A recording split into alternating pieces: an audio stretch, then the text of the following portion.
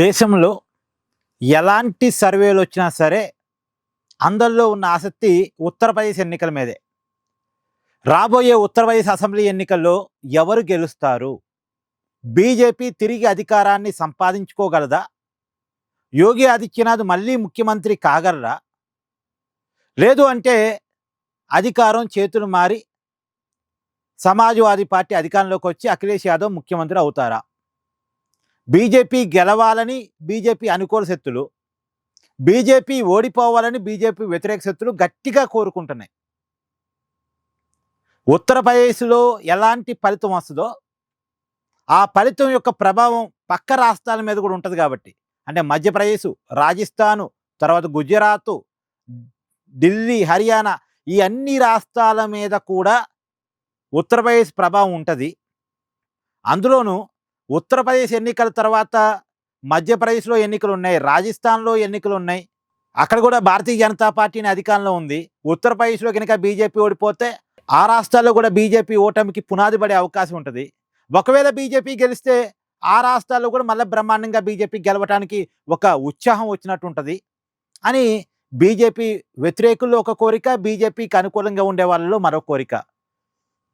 సరే, ఇది పక్కన పెడితే ఇప్పుడు లేటెస్ట్గా India Today C voter survey బయటకు వచ్చింది. ఈ సర్వే ప్రకారం ఇప్పటికిప్పుడు ఎన్నికలు జరిగితే అంటే దేశవ్యాప్తంగా పార్లమెంట్ స్థానాలు వారీగా చెప్పారు.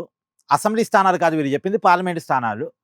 ఉత్తరప్రదేశ్లో 80 పార్లమెంట్ స్థానాలు ఉన్నాయి.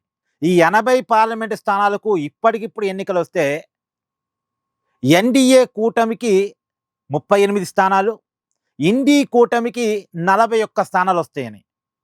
అంటే ఎన్డీఏ కూటమి కంటే ఇండీ కూటమికి 3 స్థానాలు అదనంగా వస్తాయి, 3 పార్లమెంట్ స్థానాలు.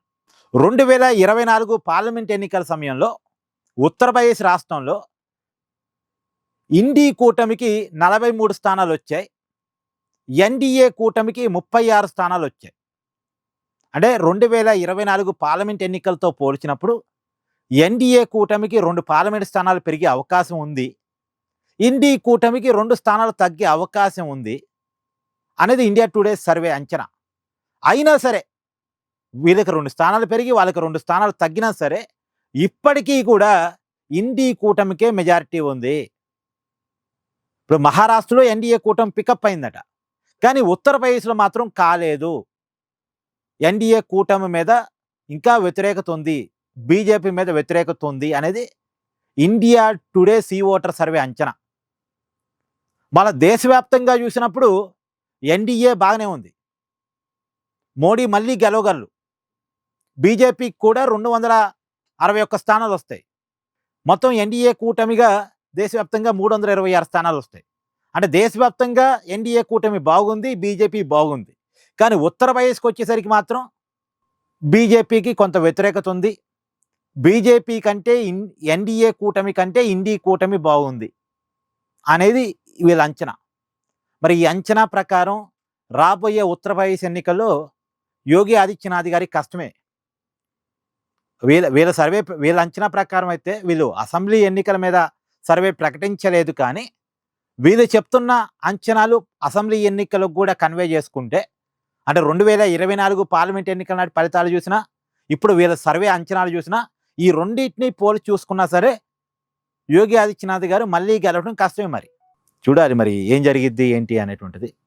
కానీ ఉత్తరప్రదేశ్ ఎన్నికల ప్రభావం మరి నిజానికి ఉత్తరప్రదేశ్లో కనుక బీజేపీ ఓడిపోతే, యోగి ఆదిత్యనాథ్ గారు ముఖ్యమంత్రి పదవిని కోల్పోతే ఆ ప్రభావం దేశ రాజకీయాల మీద ఖచ్చితంగా పడింది. అప్పుడు ఎన్డీఏ గ్రాఫ్ ఇంకా తగ్గే అవకాశం ఉంటుంది. ఇప్పుడు ఎన్డీఏ గ్రాఫ్ బాగానే ఉంది అంటున్నారు కదా, అప్పుడు బాగోకపోవచ్చు. అప్పుడు వేరే ఫలితాలు దేశ రాజకీయాల మీద పడే అవకాశం ఉంటుంది. మరి ఏం జరిగిద్ది? ఉత్తరప్రదేశ్లో బీజేపీ తిరిగి అధికారాన్ని నిలబెట్టుకోగలిగిద్దా లేదా అని చూడాలి.